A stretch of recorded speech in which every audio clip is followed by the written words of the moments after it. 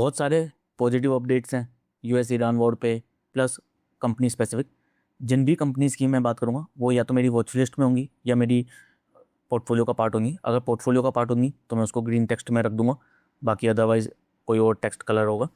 इसके अलावा ये किसी भी तरीके से बाय या सेल रिकमेंडेशन नहीं है। आप अपनी रिसर्च करें, अगर आपको पसंद आती है आपके फाइनेंशियल एडवाइज़र से सलाह लें और उसके बाद ही कुछ इन्वेस्टमेंट करें।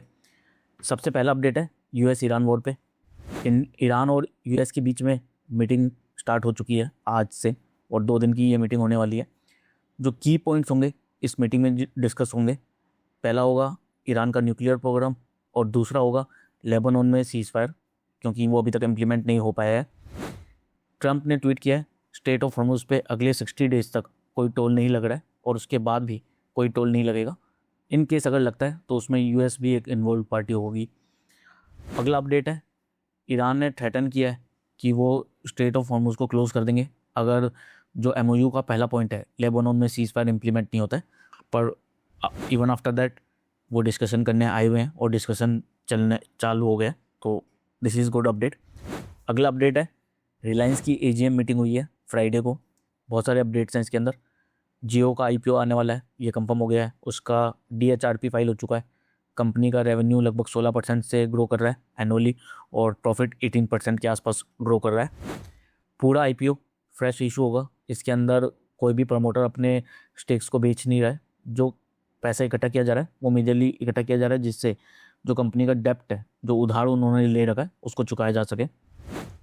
रिलायंस टारगेट कर रही है एज ए होल कंपनी कि अगले 5 साल में अपने प्रॉफिट्स को डबल कर ले। 5 ग्रोथ ड्राइवर्स भी डिफाइन किए हैं कंपनी ने जहाँ से इनके प्रॉफिट इंक्रीज होंगे। पहला है ऑयल टू केमिकल से, जो ये इनकी स्ट्रेटजी है कि वो ऑयल से केमिकल बनाते हैं। उसके अंदर अब वो ऑयल से मटेरियल की तरफ शिफ्ट हो रहे हैं, और वो भी ऐसे मटेरियल जहाँ पे प्रॉफिट मार्जिन अच्छा खासा होता है और प्राइस वॉलेटिलिटी ज़्यादा नहीं होती। एग्जांपल कार्बन फाइबर काफ़ी यूज़ होता है एरोस्पेस के अंदर और डिफेंस सेक्टर के अंदर। ग्रीन केमिकल्स, ऐसा केमिकल जो बेसिकली पोल्यूशन ना करे, तो ये भी एक फीचर ओरिएंटेड बिजनेस है। और अगला है स्पेशलिटी मटेरियल, जो अलग अलग जगह पे यूज़ होंगे अलग अलग सेक्टर्स के अंदर। दूसरा की ड्राइवर है न्यू एनर्जी सोर्सेज। इसके अंदर कंपनी ग्रीन पावर में, खासकर सोलर में काफ़ी ज़्यादा इन्वेस्टमेंट कर रही है।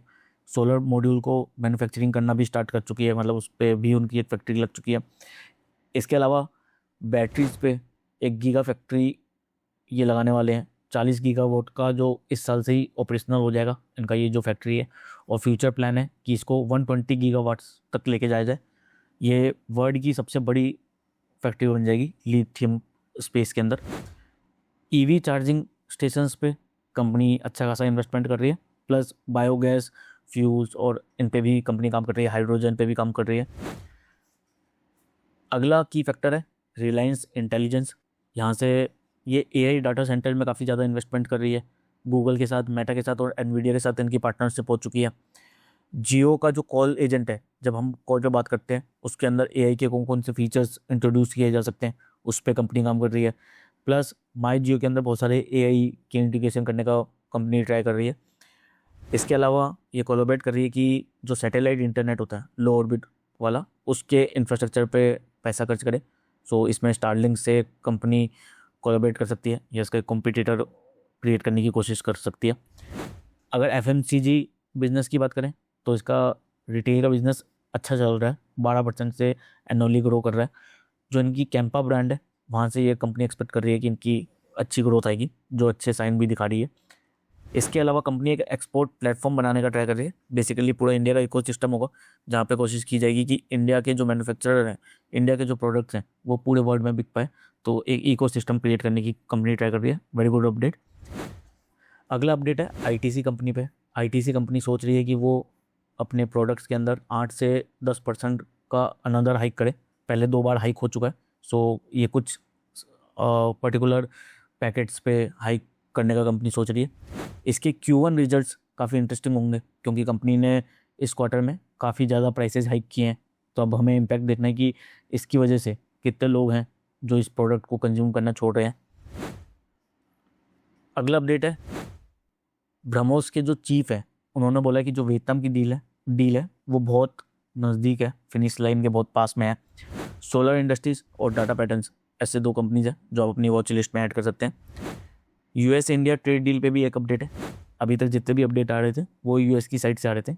अब हमारे जो कॉमर्स मिनिस्टर हैं पीयूष गोयल जी, उन्होंने बोला है कि इंडिया यूएस के साथ एफटीए तभी साइन कर सकता है जब हमें इंडियंस को एक कॉम्पिटिटिव एडवांटेज मिले एफटीए के अंदर। सो गवर्नमेंट और कॉमर्स मिनिस्टर पीयूष जी काफ़ी ट्राई कर रहे हैं कि हमें ऐसा मिल पाए। अगला अपडेट है जीआरएससी पे, गवर्नमेंट ने इसको अप्रूवल दे दिया है नवरत्न स्टेटस का। So very good update. फिर अगला अपडेट आता है केन्स टेक्नोलॉजीज़ पे। कर्नाटका गवर्नमेंट ने 55 इंडस्ट्रियल प्रोजेक्ट्स को अप्रूवल दिया है फ्राइडे को, जिसमें केन्स का भी एक 500 करोड़ का प्रोजेक्ट है। अगली कंपनी है वीए टेक वोबाग। इस कंपनी को 10% का सर्किट लगा है फ्राइडे को, क्योंकि इसको एक बहुत बड़ा प्रोजेक्ट मिला है 1000 करोड़ का कुवैत के अंदर ये इस कंपनी का पहला प्रोजेक्ट है। सो वेरी गुड थिंग कि ज्योग्राफी एक्सपेंशन हुआ है। इसके अलावा इंडियन गवर्नमेंट प्लान कर रही है कि वाटर रिजर्वर ज़्यादा बनाया जाए, क्योंकि एक्सपेक्टेड है कि इस बार रेनफॉल कम होने वाली है, तो उसके कारण भी इस कंपनी पे एक पॉजिटिव सेंटिमेंट्स क्रिएट हुए हैं। बाकी जो भी इंपॉर्टेंट अपडेट आएगा मैं आपके साथ शेयर करता रहूँगा। So stay tune and turn on notification to stay updated.